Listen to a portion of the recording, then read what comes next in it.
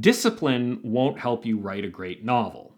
Or perhaps more accurately, discipline alone is not enough to write a great novel. I've probably wasted 5 or 6 years of progress because I got this wrong, and I'm hoping with this video that I can save some of you from the same fate. If you focus solely on discipline, it will erode your natural desire to write and will prevent you from finishing or publishing a big creative project like a novel.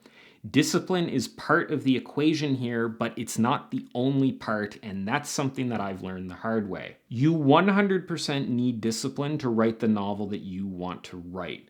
But there is another dimension here that you also need, and that is something that I and a lot of other people miss and what I want to discuss today. Some of what's presented in this video might contradict some of my past thoughts on this matter.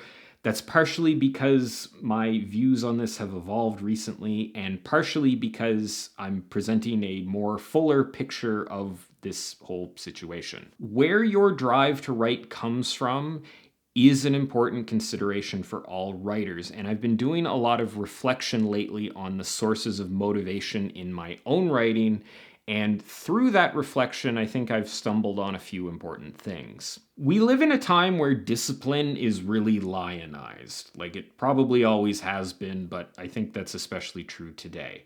Everyone talks about habits and productivity and goals and the sort of systems that you need to build. All of this has its place, but when leveraged improperly, I think that a lot of this stuff can have a negative impact. When I've reflected upon how stuff like habits and discipline and systems and everything has affected my own writing journey, I think that discipline has actually had something of a negative impact on my writing. Really, what we're talking about today are the things that drive you towards a particular action. In this context, that particular action is writing, but this stuff probably applies to anything that you would want to do. The impetus to perform any action in your life, whether it's flossing, exercising, writing, whatever, can arguably come from two places. You can be naturally motivated towards that action, or you can use discipline to make yourself do that action. The big difference between the two is that motivation doesn't take work to do. It is what would naturally happen if you didn't intervene in the process at all. And discipline requires work in order to force you to do the action in question. If you think of your actions like a river has a natural course that it wants to flow down, and it will flow down that course even if we don't do anything. That's like motivation. It is the actions that are natural to take, the actions that will happen anyway without any intervention. Now, if we want that river to flow in a different direction, we can dig a canal or build a dam or pump a bunch of water. We can exert a bunch of effort in order to change the course of that river and make it flow in a direction it wouldn't naturally flow. That's arguably what discipline does. You exert effort to move towards actions and goals and behaviors that you want to move towards but wouldn't naturally move towards without the discipline piece. When you are motivated to do something, it is really easy to do. That's why it sort of happens naturally. And you don't need any discipline to do it because of that. You don't see people doing like 30-day Netflix watching challenge or building meal plans that are solely focused on buying fast food. There's no app to track how much time you're spending on your ass being sedentary. I mean, there's probably apps that track that, but generally the point of tracking that is to reduce that time.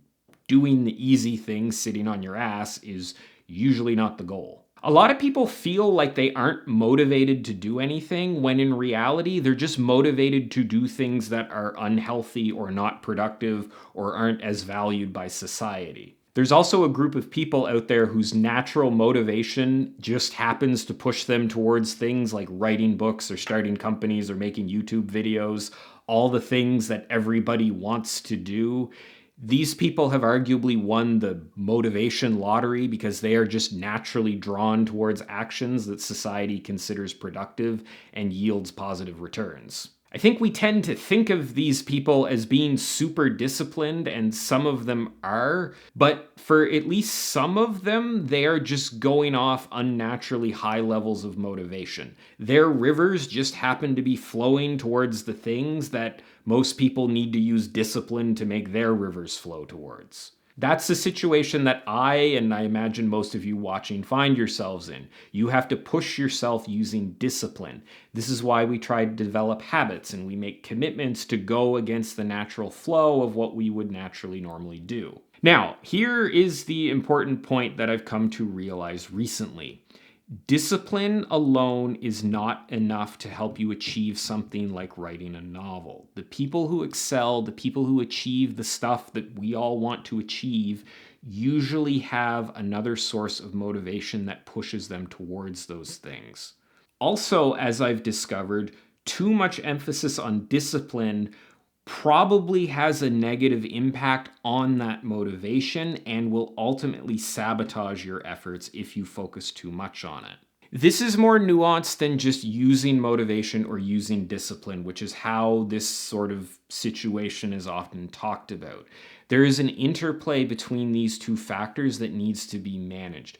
There are times in action that lend themselves really well to discipline and times in actions that don't lend themselves to discipline. I'm going to try to explain this as best I can, but this is a very difficult thing to get across, so if I lose any of you watching this, I apologize. Really, what I'm trying to do here is sort of elucidate some of the reasons that I haven't achieved a lot of the things that I want to achieve over the past decade or so.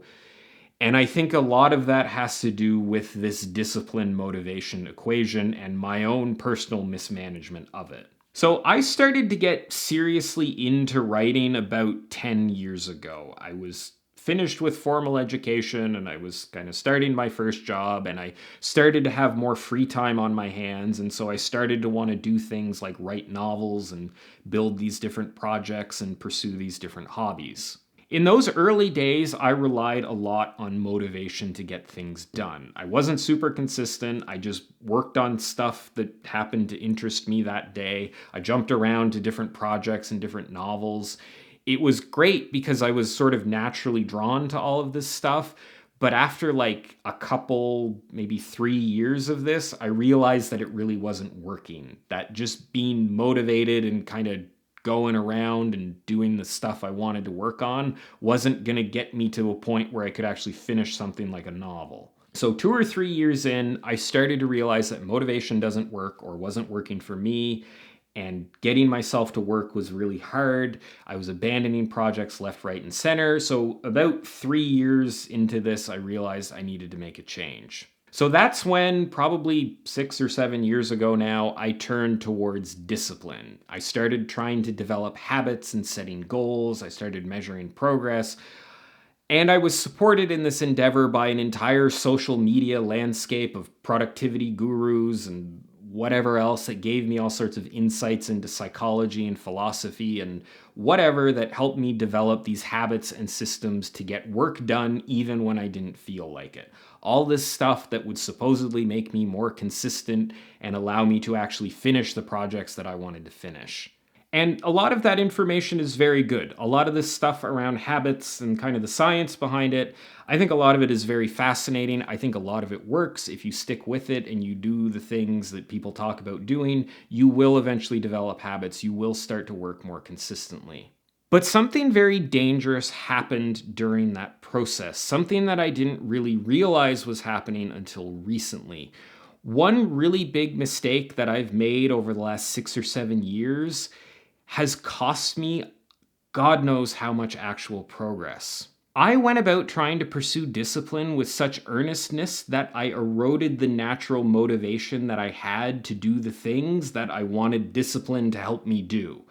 As discipline increased, the joy and the creativity and the desire to even work on the projects that I cared about started to decrease. In a lot of ways, this discipline-focused mindset has made writing a commitment. It's made it an obligation, an objective. I'm certainly still interested in writing. I definitely have a desire to keep writing. I would say that there is some passion towards it, but not like I had when I first started writing all those years ago. And that, I think, has been very damaging. So, how does this happen? How does pursuing this path to discipline degrade your motivation? I think there's a few things that contribute to this. Discipline, basically, when you boil it right down, means doing stuff that's hard, doing stuff that you don't want to do. When you buy into this mindset like I did, you gauge every action you take by whatever feels the most difficult to do. It's like, oh, I don't really feel like writing today, but I'm trying to be disciplined, so that means I need to sit down and grind it out because that will reinforce the habit and I'll get stronger and blah, blah, blah, blah, blah.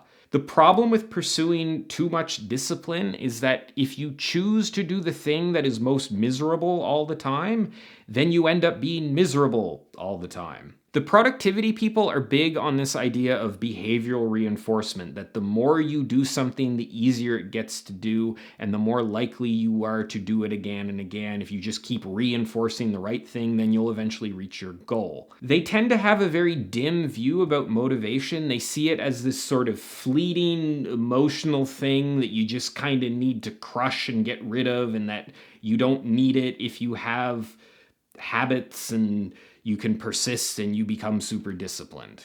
There is some truth to that, but I think in regards to a big, complex, creative project like a novel, all of this misses an important dimension, and I think that dimension ultimately explains a lot of the issues that I've had. And that missing dimension is the natural motivation that goes along with the actions that you're trying to be disciplined about. Discipline alone works really well for things like flossing your teeth every day, or like meal prep, or even maybe something like exercise. Motivation will always help no matter what you're trying to do. It will always make things easier to be motivated around a task. You will always achieve the most when motivation is maximized. But you don't need a long-term creative vision in order to floss your teeth every day. You don't need a long-term creative vision to add 5 pounds to the barbell every week or to run an extra 10 minutes on the treadmill. Discipline most of the time is probably enough for you to get through that sort of progress.